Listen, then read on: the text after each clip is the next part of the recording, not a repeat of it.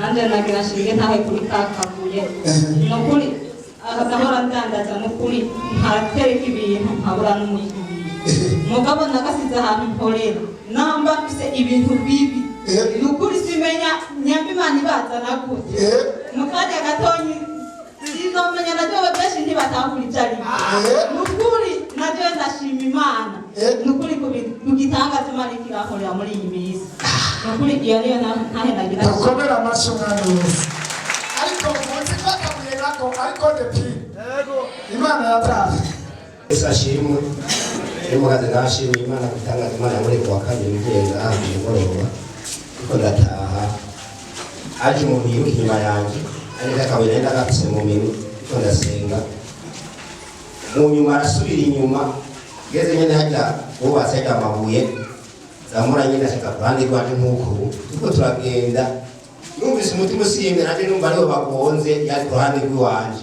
ndashimiye imana ko imana yandokoye nka nkiri muzima imana baheza bwiza dukomera amashuma Yesu kubwakajya kabuye kaguma kabokora abantu ajya kabuye mwibuke yuko ari agakoti imana yatanze hari abantu bari hano batararonka akajya kabuye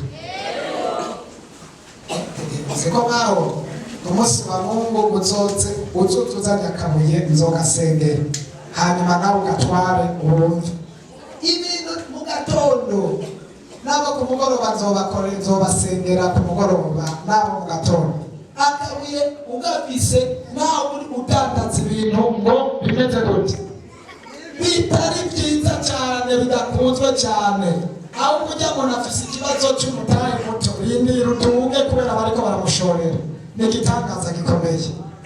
Haleluya. Amen. Nari nakombashina kuna kuri mbere panase. Ari no ngaha arabanzi n'inka yanje boshobora kwishika kuko baranzi igihe nari ngwaye. Jewe namaze igihe kindi ngwaye. Mbere nagwaye nari no muri kino gihugu. Yivuza hose biranka barateba barantahana. Nta bitaro by'Ubujumbura byitwa ko vyiyemera ntagiyemo biranka. Ariko mu minsi yanje ya nyuma naje ngaha mbere y'ibyo gukira byari mu mutwe wanje nari ngeze yuko nije kwihana kugira ngo sezeri yose ko nayibaza ikingo cy'ukwezi nafungura ntanwa amazi aho oye umunsi wa mbere naraje kubera nari ndahazi nshyize ngaha kwibarabara kubera ntashobora gutambuka ndabona umuntu yonyandahaza agasubira inyuma amashitse muhira ndakengurukira umuntu umwe wo ngaha mu bantu bakorera ngaha yaraje arantora muhira aranzana aranyandaza aranshikana aransabira uruhushya ku bantu bari batonze ndabonana na pasiteri arambwira ikintu nari ndwaye ntegereje kukimbwira acambwira ati wewe ndaguhaye iyinga zokwa muri ngaha bagusengere kuko amagara yawe yarabaye nabi hama baransengera ntangura kunywa amazi nafungura kugeza ubu ngubu mbogani nakize kabiri kuko nyuma y'uko ntarishoboye gufungura cyangwa kunywa amazi nta no gusenga nayishoboye mugabo ubuye ndasenga nkuko ko nduhutse narakize naho umusonga ndavuga nti nta hantu habi habaye Imana idakora umuntu ngaha ndashimiye cyane by'imbamutima umwe mu bakozi b'Imana ari ngaha ariyizi yaguma amiga bariko barantwara mu bitaro bya Kira Hospital ngo gukora amagara yaje muga na telefone yari afise muga arate barantora aranzana arashikana nari mugirire neza iyumvire kubona umuntu asubira inyuma ageze hajya akabura ingufu zimushikana hano mwumva ubuzima butari bwaheze ata metero na 50 zihari bikanka ko ashika ahantu ho gutabarirwa agasubira inyuma tudoze cyubahiro cy'umwami wacu Yesu Imana irashoboye ukomera amashe umwami wacu Yesu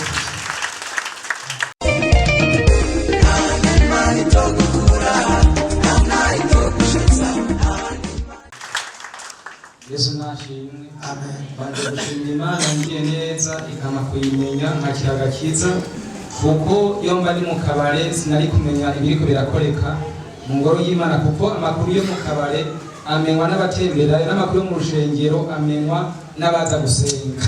Rero icyo kintu gishimira Imana cyane rwose. Rero je mu minsi iheze nari ngwaye rwose biteye ubwoba ku buryo numva umenga umutwe ugira umve ko ntawutegeka.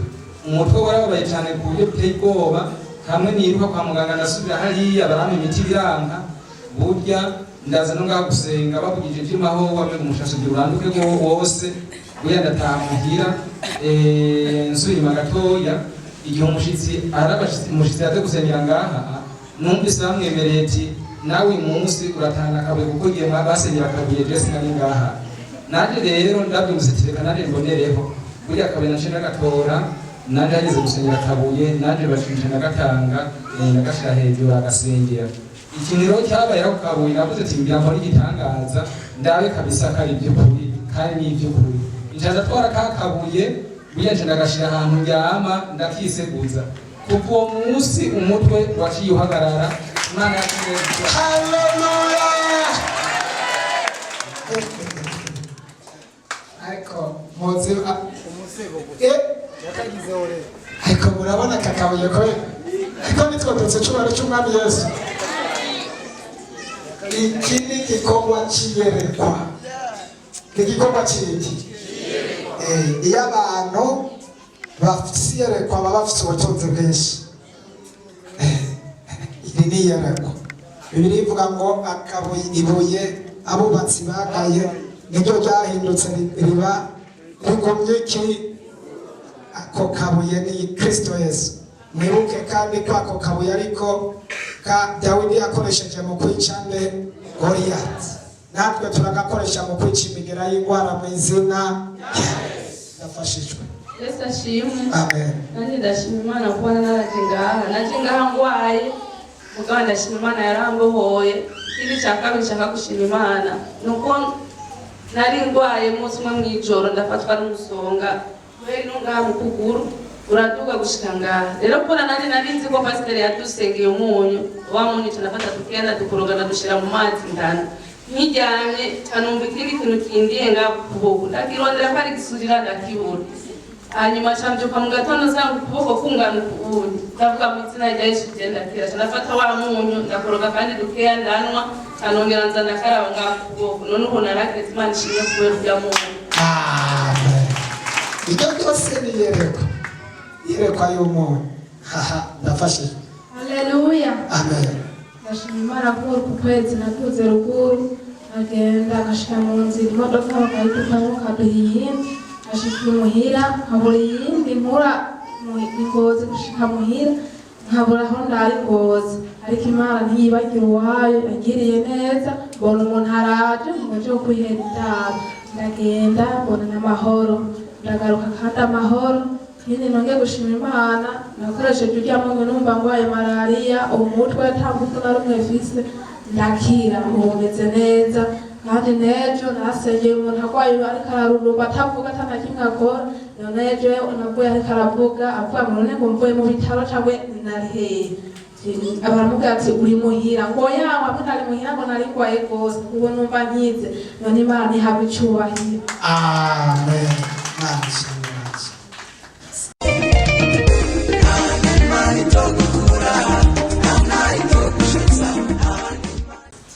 Yesu ashimwe.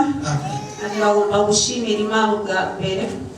Nshimira umukozi w'Imana ku kimaze aheruka kudutangira itariki 14 hamwe n'ububasha bw'akabuye.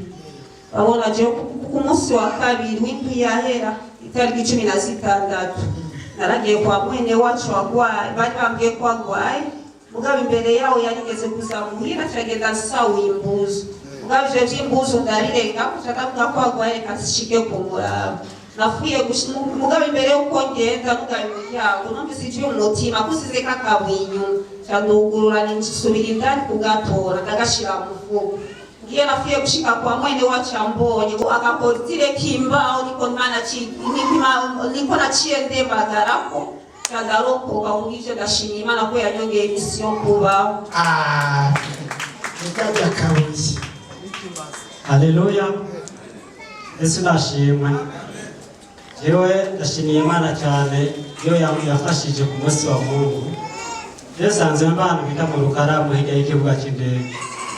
rero jewe ndiko ndazino nzana ikinga ngaca ndarisigana bita ku mpanda ngaca mfata imodoka nkacanza rero nshize jemba nasiga ndarizirikiyeho nimuze n'igufuri abana banje bari batakaje igufuri ifunguruzo y'igufuri rero ndarizana nyonyene ubwo nyene ndarisiganya ku mpanda abafundi bahora bandabira iyo kinga baravuga ati ntituhari twebwe uyu munsi tuza kuhaba nabi urijana ndarisigaye impande yaho nyene ata n'umwe narisigiye ndabatije kwizera kwanje Imana iraza kumufasha ndazi ndarisangaho nca ndaza ngaha kwa Mungu turasenga hama ndarindira kandi najya amasengesho yo ku mugoroba n'ubundi ndarindira gushika isaha imwe n'iminota 35 ndavuga ati none aya masaha yakinga ryanje nasigaye ku mpanga ni hatari nca ndasenga ndavuga ati Mana niwe niriwe mu gikorwa cyawe ngaha ni utumye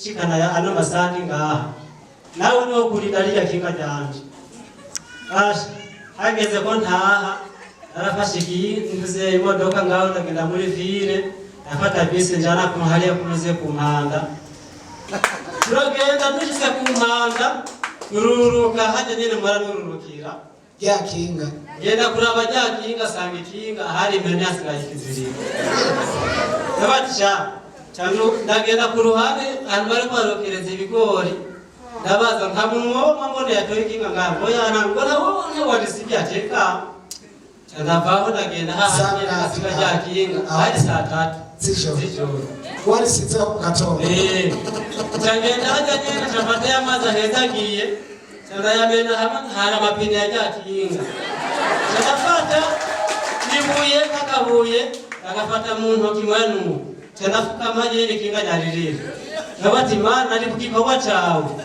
uyu muntu antwaye ikinga sinumva mbwira yuko niyibye ahubwo mbwirwa numva yuko yaritwaye kuri ngiki rejo nzorironka hanyuma mejeje iryo sengesho cyandagenda mbwira wa muntu w'ibigora rejo nubona umuntu azanira ikinga ryanje atari hondi turufata kurindikira cyangenda mfise ukwizera ngeze mu nzira umuntu washaraza ati ngo ndagutware muhira cyaranyuriza ku ikinga ry'iwe mureze saa 3 nyene kize muhira kize nugurure rero umuryango kandi sanga hano ndihora rirara mu nzu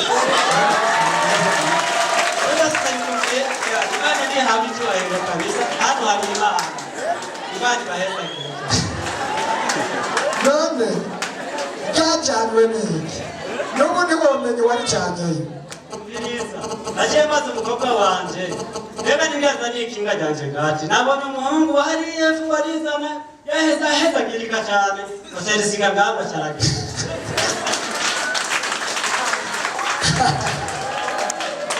ariko ari Imana cyane ntaye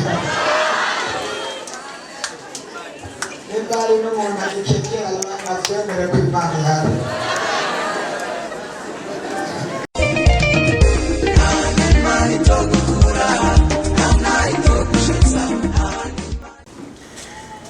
mpagaze ngaha ashaka gushimira Imana ko hashikanye ngaha kabisa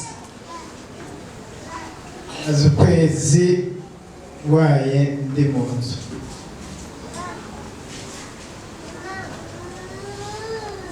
ariko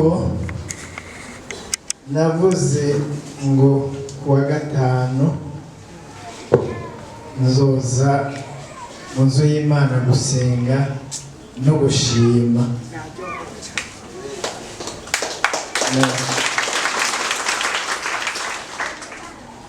none Imana nyaguhezagirwa yabikoreye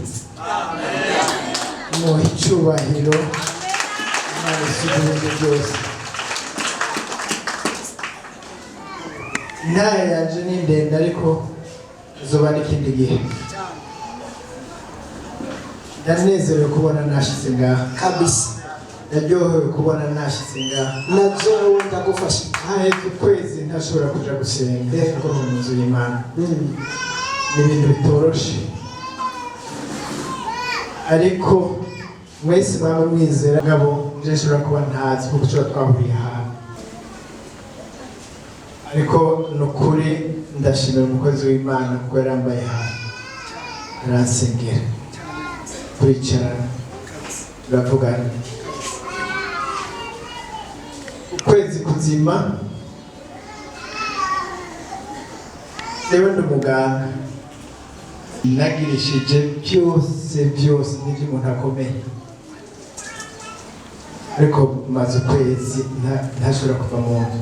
Ibipimo jewe ndashobora kubyisomera jewe kuko ndabizi, naragiye mu mashuri nk'abandi ndavyiga, nkabyisomera nkabibona ko ari byo umuntu akomeye atawompera. Sinovuga birebire, ni byinshi. Ndashimiye umukozi w'Imana, ndashimiye mwarimu Olivier, yabivuze nkamwe simubibona, Imana yabimweretse ati wewe ukwezi kwa kabiri ntibari kukurenga, bavuze ko utazokurenga, ariko nshima Imana ko hari undi yavuze ko mu kwezi kwa kabiri nzoharenga. Haleluya! Mu ndwara yanje nta na rimwe nigeze numva imbwembwe y'ukuri y'urupfu. Nta na rimwe numvise numva yuko nzoba. Nta na rimwe. Narizeye ndavuga nti jewe gupfa ntiharagera, ko hari icyo ishaka ko Imana ikora.